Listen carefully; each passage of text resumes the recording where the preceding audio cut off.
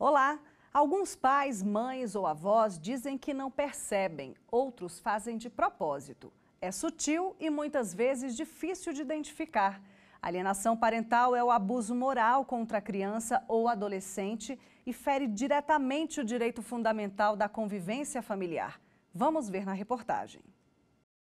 Esta advogada achou que a vida ia melhorar depois da separação, mas a relação com o ex-marido virou outro tormento. Ele quer ficar com a guarda da filha de 12 anos e tenta depreciar a imagem da mãe. Ele diz que eu sou brava, ele diz que eu sou chata, ele diz que sua mãe não deixou isso, sua mãe não deixou aquilo, e nem sempre é assim.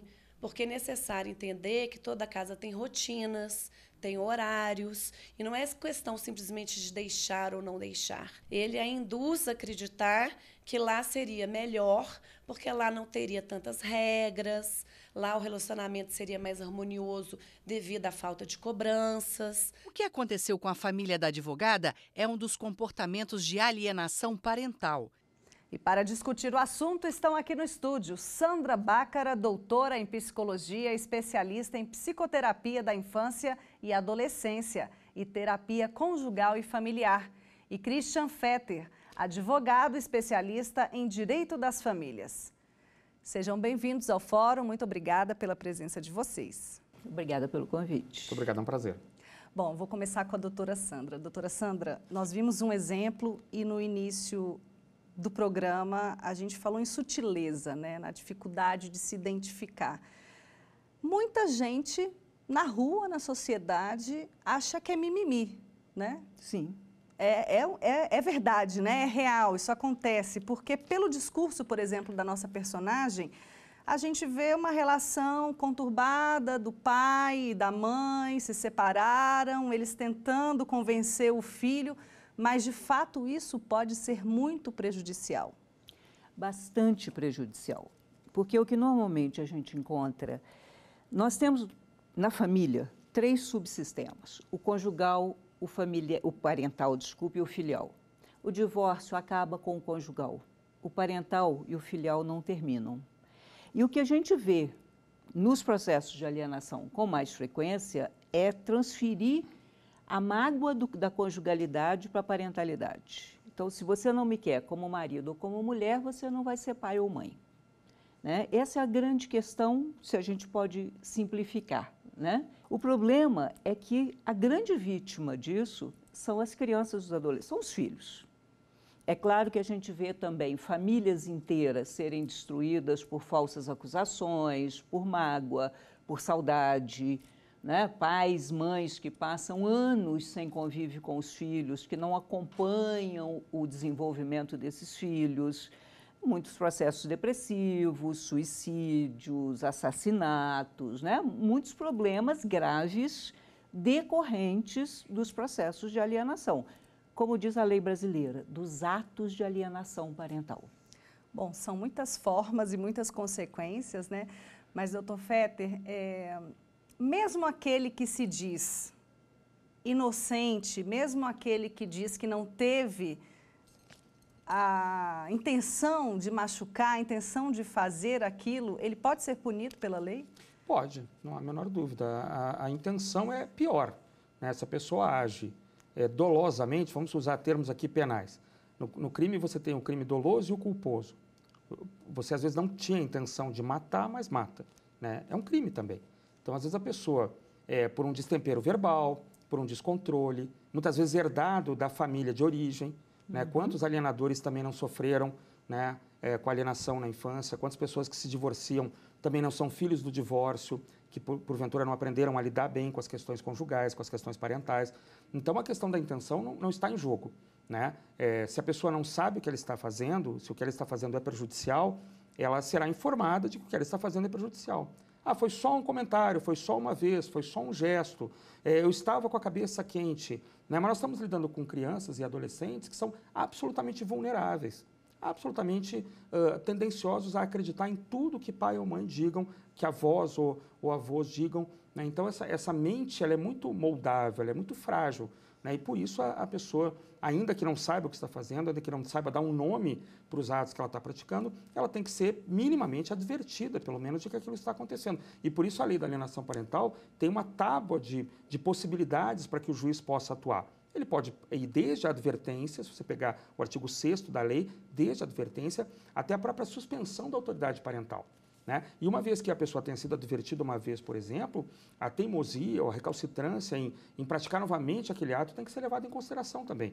Bom, já houve uma advertência, houve uma multa, houve uma mudança de lar de referência, uma mudança de guarda. Num certo momento, eu entendo que o magistrado pode até romper o contato daquela criança com aquele parente que seja uma pessoa realmente danosa. Então, a intenção, acho que não está em jogo. Talvez, num primeiro momento, uma pequena justificativa, mas que não livrará o alienador ou alienadora de, pelo menos, uma reprimenda e, futuramente, penas piores, a depender do grau das práticas alienantes que estão sendo engendradas. E como acontece essa identificação, doutora Sandra? Todo mundo é entrevistado, a família, a criança? Olha, isso é o que a lei prevê, né? E é o que acontece muitas vezes, ou na maioria das vezes, nos processos psicossociais, nos estudos psicossociais, né? Todos eles passam por uma avaliação e são avaliados nos processos, no sistema que envolve os processos de alienação. E o que a gente vê, Jordana, é quando há, por exemplo, uma advertência de um pai ou uma mãe, uma avó, enfim, que está fazendo algum ato de alienação sem intenção, essa pessoa volta atrás. O verdadeiro alienador, ele mantém. E você disse no início as sutilezas, né? Eu costumo brincar hoje que o alienador não é mais o alienador de quando a lei foi promulgada. Que na época dizia assim, não, por que não quer ir com o pai ou com a mãe? Não. Hoje é muito mais sutil na grande maioria das vezes. Ou parte para um processo que é mais grave, que são as falsas acusações de abuso sexual, moral, físico, né? Que são coisas gravíssimas para aquela criança ou adolescente. Normalmente são crianças muito pequenas, porque essas não conseguem contestar, né? Mas que vão crescer sendo realmente abusadas moralmente e emocionalmente, por acreditar em algo que não aconteceu e que, no fundo, elas sabem que não aconteceu. Então, as consequências são muito sérias, sabe? E a lei brasileira é uma lei muito bonita, é uma lei pedagógica, é uma lei preventiva. Ela precisa ser aplicada. E em que momento da história houve a necessidade de se ter uma lei específica? A primeira vez que se falou a respeito de uma doença, de uma síndrome que atingiria essas crianças foi na década de 80, nos Estados Unidos, um estudioso chamado Richard Gardner. Mas 40 anos antes, nós já encontramos decisões de tribunais norte-americanos, né, escritos psicanalíticos a respeito, né, dessa ferida egóica, que Sandra poderia falar muito melhor, na verdade, do que eu, dessa ferida egóica que provoca, né, essa vontade de extirpar aquela figura do convívio, né, de atingir o ex-marido ou ex-mulher da pior forma possível, qual seja atingindo através dos filhos do casal. Mas no Brasil essas discussões começaram mesmo, acho que com mais força, né, Sandra, já no começo desse século, né, no começo, e a lei mesmo só entrou em vigor por iniciativa, inclusive, de um juiz trabalhista, né, Sandra, que sofria alienação parental, no ano de 2010. Então, você pode voltar às discussões para 5, 6, 7 anos antes, os primeiros escritos dos autores brasileiros, se aproveitando também de teorias advindas do direito norte-americano, direito belga, né? Então é uma discussão global. Direito português, perfeito. Há uma constante global, me parece, né? Quando você vê hoje estudiosos no Japão, na Áustria, na América Latina como um todo, se dedicando ao estudo, né, na Alemanha, se dedicando ao estudo da alienação parental, me parece que essa é uma constante global. De fato, casais que estejam terminando o seu relacionamento podem, infelizmente, fazer uso dos filhos como leve e trás, como mensageiros, como moeda de troca, né? Então, mas no Brasil a lei mesmo é de 2010, é a Lei 12.318 de 2010. Mas não é uma lei pioneira brasileira, como a gente pesquisa na internet rapidamente e vê frases como o Brasil foi o primeiro país a ter uma lei específica para alienação parental. Não, não é o primeiro país, é isso? Eu posso sugerir isso, esse o Christian recorte? pode falar melhor. Existem alguns estados mexicanos, por exemplo, e nos outros países o que acontece é as leis são cumpridas na sua especificidade, então não houve necessidade de uma lei específica para alienação parental. Então, você vê na maioria dos países, por exemplo, a guarda é compartilhada. No Brasil, a partir de 2008 nós tivemos uma lei, 2014 outra, né? E quando não há o cumprimento dos acordos, as pessoas perdem a guarda. Então, no Brasil, o que a gente vê ainda é a mulher sendo privilegiada na guarda, né? Embora a gente tenha a lei da guarda compartilhada, ainda existe muita guarda unilateral. A gente ainda ouve dizer assim, a mãe não quer a guarda compartilhada, então se a mãe não quer, ora, o pai quer, né? Então, nós precisamos ter essa lei. A gente estava conversando, realmente talvez nem precisasse, o Código da Criança, olha eu me metendo na sua área. Imagina. Né? O ECA, o Código Civil, tudo, a Constituição brasileira, está tudo ali. A criança tem direito, né, Sandra, complementando, ela tem Sim. direito à convivência familiar, né? Tem direito de conviver com ambos os pais, certo? Muitos códigos ao redor do mundo, o Código Italiano, por exemplo, sofreu pequenas emendas, né, para se adequar a esses novos tempos. Com a aplicação das leis maiores, das leis federais, ainda que não haja propriamente um estatuto da criança, mas, enfim, os códigos civis são respeitados, né? Se uma criança está tendo a sua infância maculada por esse tipo de prática, há uma lei civil que diz que a criança não pode, ou uma Constituição que diz que a criança não pode passar por isso. Então, no Brasil, o Brasil é um país que se legisla demais, na verdade, né? Se esmiuça muito o que já está em outros diplomas. Se nós pegarmos o ECA e segui-lo à risca, né? Não era necessário talvez nenhuma lei sobre guarda compartilhada, nenhuma lei sobre alienação parental, mas parece que as leis são editadas, né, seja no âmbito civil ou em outros âmbitos, e parece que é necessário um esmiuçamento. Né? Então, olha, o ECA diz, a Constituição diz, a criança tem direito à família. O ECA diz, a criança não pode sofrer abusos, a criança não pode ser constrangida, não pode sofrer com situações vexatórias. E aí há mais uma lei para dizer, olha, alienação parental é uma situação vexatória, constrangedora, deixa a criança em agonia, em situação de vulnerabilidade. Então, é engraçado como isso acontece, mas não é de todo errado. Né? Nós estamos passando por uma fase em que parece que o nosso tecido social precisa aprender. Então, as leis tendem a ser um pouco pedagógicas, né? Até um pouco conceituais. Né? Guarda compartilhada é isso. Né? Sistema de convívio equilibrado é isso. E tudo bem, talvez no futuro... não precisemos, talvez, olha, tinha um ECA lá na década de 90 que já dizia isso. A professora Priscila Carvalho, se não me engano, diz isso, né? Quando entrou a lei da guarda compartilhada, ela disse, por quê?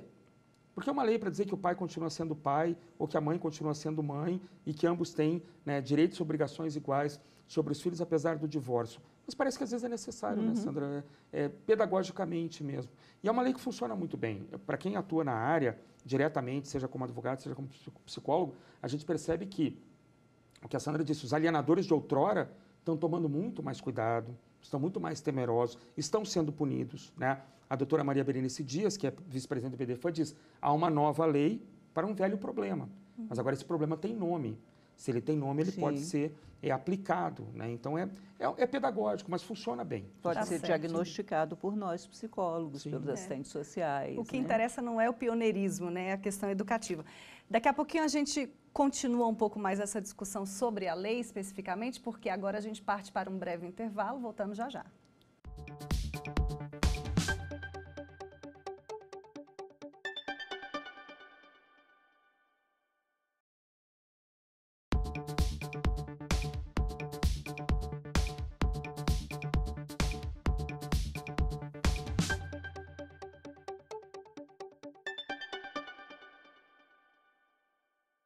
Estamos de volta e hoje o Fórum fala sobre alienação parental. Vamos acompanhar agora 2 casos. No primeiro, o pai não consegue contato com a filha e no segundo, uma mãe que foi condenada por não avisar o pai sobre o batizado do filho. Desde que a filha se mudou com a mãe para outro estado, Tiago não tem muitas notícias da menina. Em 2 anos, conseguiu encontrar a criança uma única vez. Tiago alega que a mãe dificulta o contato e que, por isso, ele está perdendo os melhores momentos da vida da garota. Como o litígio, né, essa separação não foi de uma forma não foi amigável, então talvez eu acho que na cabeça da mãe ela se acha no direito de me punir com certas restrições, né, de comunicação com a criança, visualização, pai e filha. Então eu acabo não participando, acabou virando uma ex-filha também. E isso me prejudica bastante no lado afetivo, emocional. No Distrito Federal, um caso assim foi parar na justiça, mas não na vara de família, e sim no juizado cível. Um pai pediu indenização para a mãe do filho dele porque não foi avisado do batizado da criança. O rapaz conseguiu provar que não foi convidado para o evento de propósito e justificou ter sofrido abalo emocional. A magistrada entendeu que houve sim danos psicológicos, afinal, a cerimônia é um momento importante na vida religiosa do menino. Bom, 2 casos de separação, né? Um fixo e o outro momentâneo. E eu vou aproveitar, doutora Sandra, para perguntar a diferença entre alienação parental e a síndrome. A síndrome da alienação parental foi descrita pelo Gardner, como o Christian lembrou, né? Ela é um termo médico, né? Síndrome é um conjunto de características de uma doença. Ela não é reconhecida pela OMS.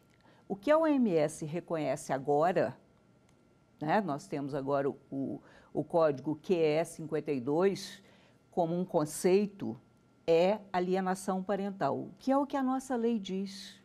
Então, no Brasil, a gente não fala de síndrome. A lei brasileira não fala de síndrome, não tem isso para nós. Mas nós temos os atos de alienação parental. Isso é importante de diferenciar, porque uma das grandes queixas, as grandes críticas que estão sendo feitas sobre a nossa lei é que ela estabelece síndrome, e não é verdade. Bom, que movimento é esse, doutor Fetter, que existe hoje, essa discussão? Mantém a lei, derruba a lei? O que está acontecendo? Eu acho que toda lei pode ser criticada, toda legislação pode ser aperfeiçoada. Eu acredito piamente que a lei não tem uma redação absolutamente perfeita, porque talvez nenhuma lei seja perfeita. Acho que ela ainda não foi 100% aplicada, né? Há alguns artigos e dispositivos que ainda podem ser mais estudados e estressados, enfim. Mas você colocar o sistema abaixo, porque ele não está funcionando da melhor forma possível, ou porque ele estaria favorecendo, como se costuma dizer, eu ouvi isso, favorecendo pessoas pedófilas, eu acho que quem critica tem que apresentar números reais, dados reais, academicamente buscados, né, corretamente pesquisados, com uma vigilância epistemológica no grau máximo, né, para que nós possamos sentar e debater. Toda lei pode ser criticada, todo o sistema jurídico brasileiro pode ser criticado, desde a Constituição até a lei mais basilar.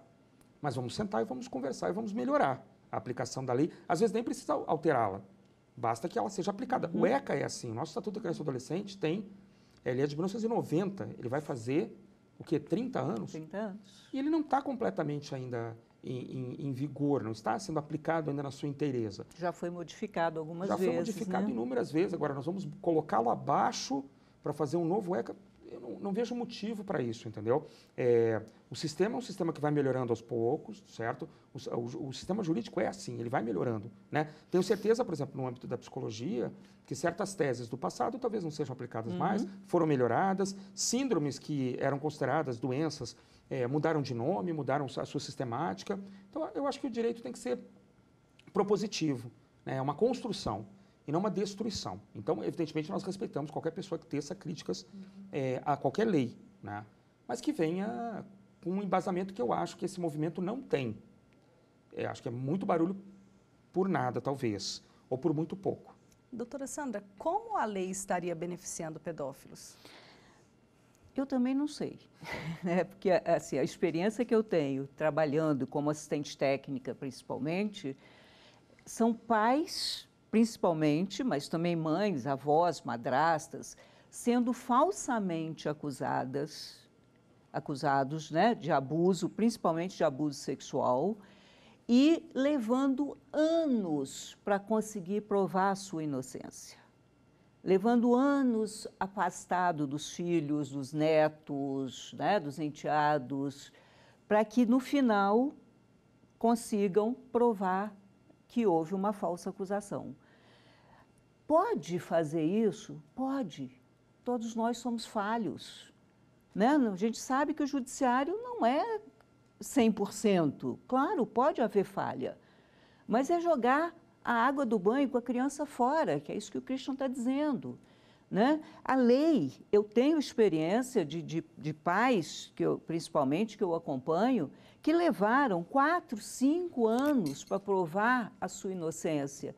E desses todos, eu estou trabalhando nisso há mais de 10 anos, 2 vezes houve uma reversão de guarda, no meu caso, tá? Na minha experiência, por falsa acusação de abuso. Então, assim, não é simples desse jeito, não é uma lei que protege pedófilo, não é uma lei que protege pai. A nossa lei, ela fala em genitores, ela não fala em genitora ou genitor. Ela não é uma lei sexista, sabe? Então, não há isso de proteger pedófilo. Ao contrário, é uma lei rigorosa. Então, eu não entendo também esse movimento que está tentando derrubá-la. E se eu pudesse fazer só um breve acréscimo, nós temos certeza absoluta que nesse momento existem pais pedófilos morando com seus filhos, mães pedófilas morando Sim. com seus filhos, avós pedófilos abusando dos seus netos. Nesse momento isso está acontecendo. Mas a ligação entre isto ser culpa de uma lei que trata de alienação parental é uma conexão que não me parece um pouco falaciosa, né? Então, nós poderíamos dizer também que o ECA não está funcionando, que a Constituição não está funcionando, né? Que o Código Penal não está funcionando. No entanto, é um sistema que é criado e praticado por seres humanos e, portanto, é falho, né? Talvez a gente nunca consiga erradicar a pedofilia ou erradicar os abusos contra crianças, né? Mas não é jogando as leis pela janela que o sistema vai melhorar. Essa eu imagino que seja a opinião comum aqui de nós dois. Sim. Doutor Fetter, a quebra da relação de afeto entre padrasto, madrasta e meio-irmãos também pode ser considerada alienação parental? Sem dúvida. Os autores que se dedicam ao estudo da lei já têm em mente que o rol de pessoas mencionado na lei, especialmente genitores e avós, é um rol exemplificativo.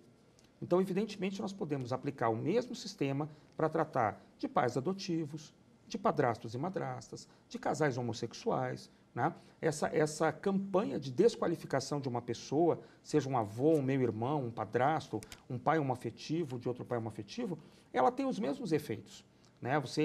A criança se acostumou a amar aquele padrasto, amar aquele pai homossexual, a amar aquele meio-irmão, e agora alguém diz para ela que ela não pode amar mais, que aquela pessoa se tornou da noite para o dia uma pessoa ruim, da noite para o dia uma pessoa danosa, da noite para o dia um pedófilo. É o que eu sempre digo, o chopp de final de semana virou alcoolismo, tomar banho junto virou pedofilia. Então, rapidamente, a criança, na sua falta de ambivalência, na sua falta de espírito crítico, ela cai nessa conversa. Fazer higiene da filha ou do filho virou abuso sexual. Exatamente. Mas por quê? Muitas vezes porque eu escolhi agora viver com outra moça e a moça anterior não está concordando, ou eu escolhi viver com outro rapaz, o rapaz com quem eu vivia está enciumado. Então, isso é muito rápido na cabeça da criança, que é moldável, que é um barro, né? Isso é muito fácil de ser transmitido.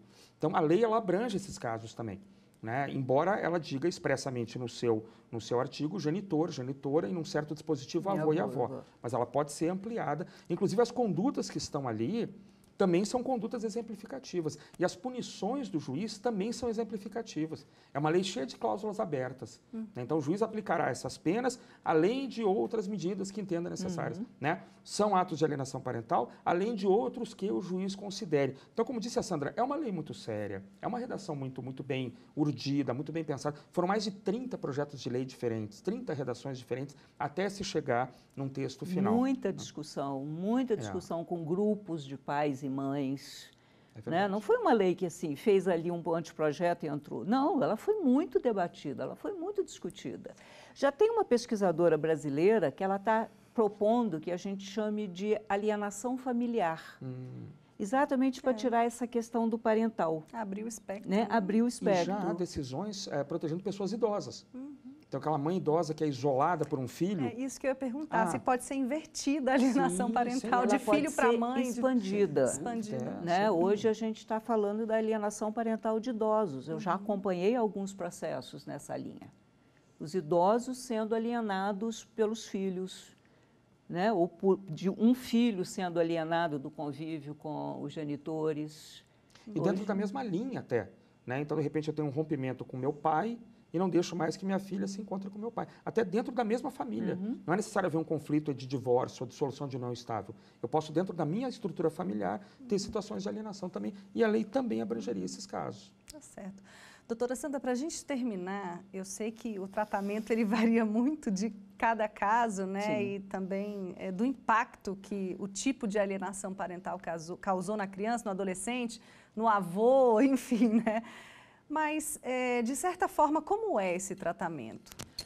Olha, o que é recomendado é a psicoterapia, né? O mais rápido possível e, quando possível, a mediação, né? A mediação não quando possível, a mediação sempre e, quando possível, uma terapia familiar. O que é necessário, eu comecei falando e vou encerrar falando, é que o ex-casal se resolva para que não passe para a parentalidade os conflitos da conjugalidade, sabe? Isso é fundamental. As pessoas têm que ser adultas quando terminam um casamento e não é só quando terminam. Existe alienação parental na vigência do casamento. É um ato tão comum que a gente não nomeia. Quantas vezes a gente já ouviu ou já falou: ai, sua mãe é muito chata, ai, o seu pai só quer ir para o bar tomar cerveja, ai, lá vai sua mãe para o shopping. Isso é uma desqualificação, isso é um ato alienador. E a gente acha que é normal, acha que é normal, né? exato. Mas não é. A criança cresce com aquilo, aquele estigma na mente. Sim. Eu curioso acrescentar que a lei prevê, como punição, entre aspas, que o juiz determine o acompanhamento terapêutico e psicossocial. Então, o juiz pode condenar as pessoas a se tratarem. Por que não? Em vez de dar uma multa, em vez de... Né, há quem diga que é crime, a lei não fala em nada de crime. Há quem preveja prisão, a lei não fala nada de prisão. Por que não determinar? Aconselhar, pelo menos, que as partes se tratem.